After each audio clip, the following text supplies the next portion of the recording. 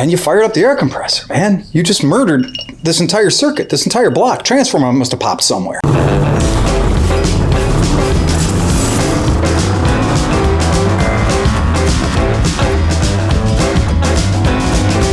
Welcome back to another Moto Story with Unkie Phil.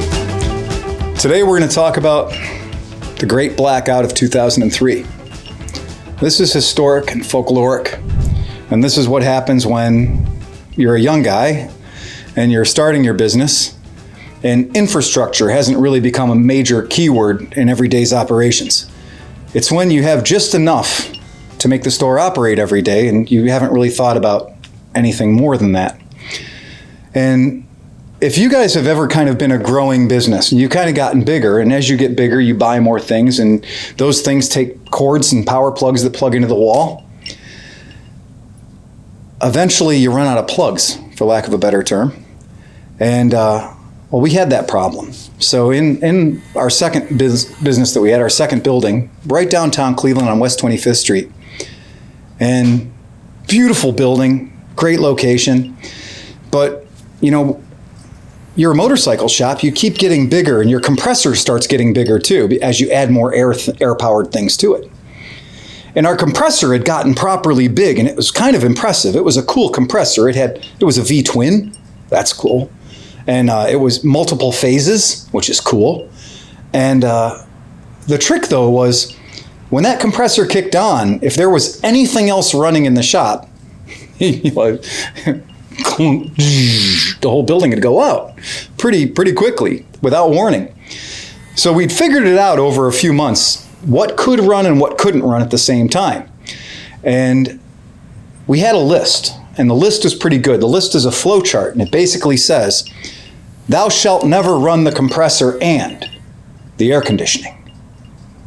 Forget about it. If the compressor kicks on while the air conditioning is running, the whole fucking building goes dark instantly. So screw that. Which makes it tough in August. The welder.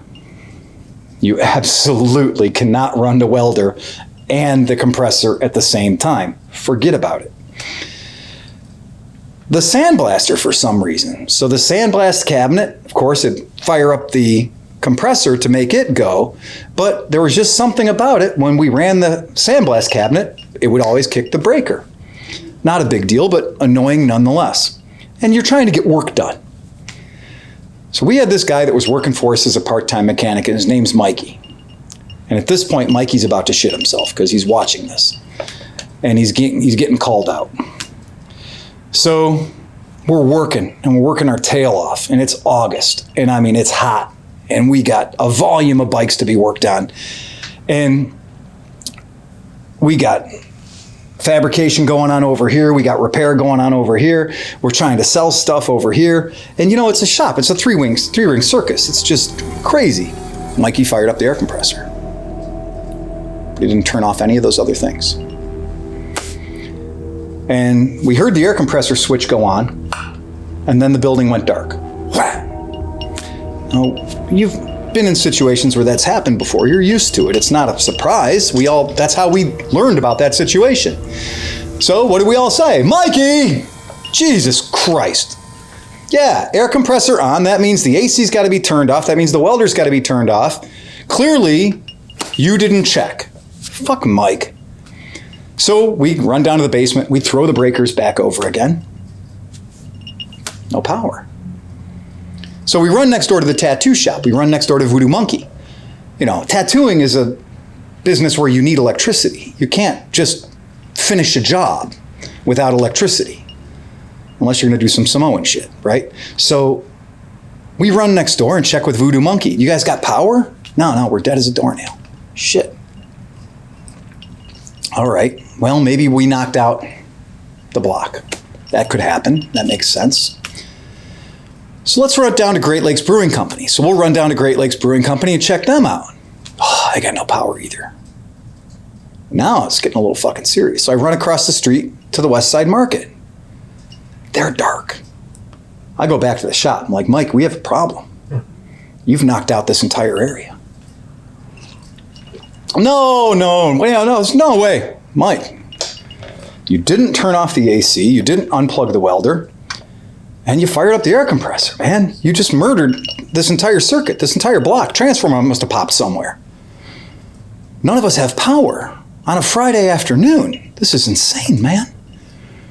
We let it go 5 or 10 minutes, figure the breaker will cut back on, the transformer will get rerouted. You know, there's all systems in place to keep the place from being too dark for too friggin' long. But it doesn't happen. So we call our buddy Rob at Record Rev over in Cleveland Heights. We figure he's a friend of ours. We know he'll pick up his phone. He's completely on the other side of town. Hey, Rob, you got power? No, man, we're dark. Whoa, Mike, you knocked out all of Cleveland. Mikey, what the hell, man? And now, Mikey, who was kind of confident he hadn't knocked out Cleveland, but now he's starting to have his doubts. It's just too coincidental that he threw that brake, or he turned on that air compressor, and then everything died. Like the whole city went down. So then we get to thinking, we're like, well, shit. We got buddies down in Columbus. Let's give them a call. They don't have any power. Oh, shit. Mikey, I believe you knocked out the state. Now Mikey's getting really freaked out. So we called buddies up in Buffalo, New York, and we said, hey, you guys got any power? And they said, no, we've been knocked out dead for about an hour. Mikey, I believe you've killed the eastern seaboard of the United States of America. And Mikey's starting to get really nervous, like he's somehow personally responsible for wiping out the entire eastern seaboard of the United States of America. And we're like, even we're starting to think that maybe there's a correlation. I know it's fun to bust his balls, but there's a lot of things stacking up at the same time. It's getting a little frightening. I don't know. So we make one phone call to a friend of ours who has a shop in Toronto, Ontario.